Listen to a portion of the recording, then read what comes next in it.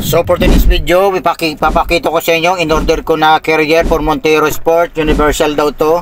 At try natin kung talagang match ito dun sa Montero na pagkakabitan. Ayan, papakita ko sa inyo. So mga kagagulo, bago natin umpisa ng video ito, baka pwede nyo i-subscribe muna ang Gagulo TV para every time may mga bago akong upload, updated kayo dito. Talagang hindi pwede itong na-order ko, so sayang yung pera dito, ibabalik natin kasi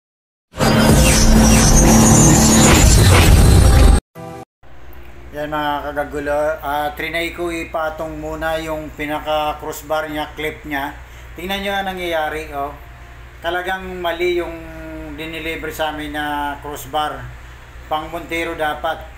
So yan, mag-unbox tayo bago natin yung mga kailangan makita ito na naka-video, kasi baka malay mo iba yung dinala talaga nila, yung dineliver nila, mga baka mamaya kamuting kahoy o kaya mga kahoy ang laman.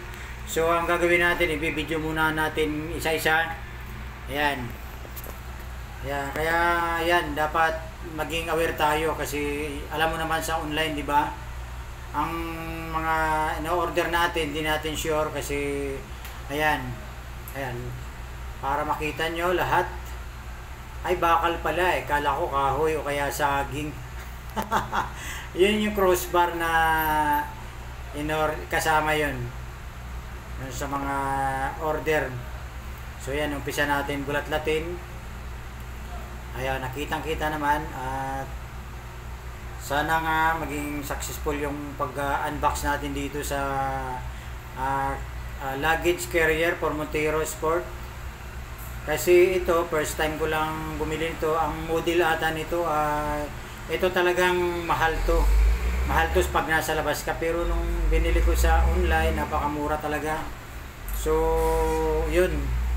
At sa pagmamadali ko, hindi ko na na-check yung crossbar clip niya. So tingin ko hindi pang Montero Sports yan eh. Yan, isa-isa natin yung mga accessories niya. Kailangan makita nung kung in case na mayroong problema, pwede natin ibalik o kaya pwede natin papalitan, change product. O ayan, start na tayo sa pag-assemble ng luggage carrier. Katulong ko yung misis ko mag-ayos dito. So ito, nabot kami ng napakatagal din pala mag-assemble nito kasi siyempre hindi namin kabisado. Kahit sabihin mo bang may may manual, hindi mo maiwasan magkakamali ka rin. So yan mga kagagulo, ayan, talagang at todo sa anniversary na namin ni Mrs. to, talaga siyang sinalpak na namin at parang saglit lang naman, pero tingnan natin. Basta ito mga kagagulo, maganda siguro ang model nito. Ito yung tawag na Stingray luggage carrier. Ito magandang klase, talaga solid, talaga napakaganda naman niya. Kaya lang ang parang mali pa yung order na binigay sa akin kasi dapat talaga ang ordering ko dyan 38 by 50. Eksaktong yan ang eksaktong yan ang eksaktong sukat talaga niya, 38 by 50.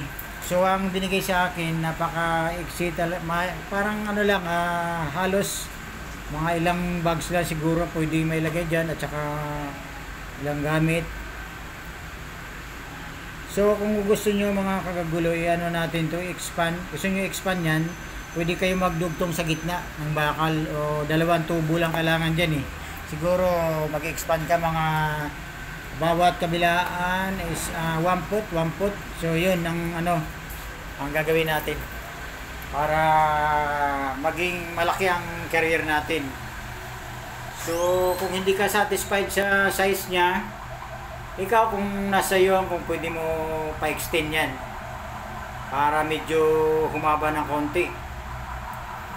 Ayan. So medyo matagal kasi yung pinag-aaralan pa namin ng gusto kung saan ikakabit. Ayan mga kakagulo. So mga kagulo, bago natin tapusin ang video ito, huwag niyo kalimutan i-click ang subscribe button at pindutin ang notification bell para every time may mga bagong video, updated kayo.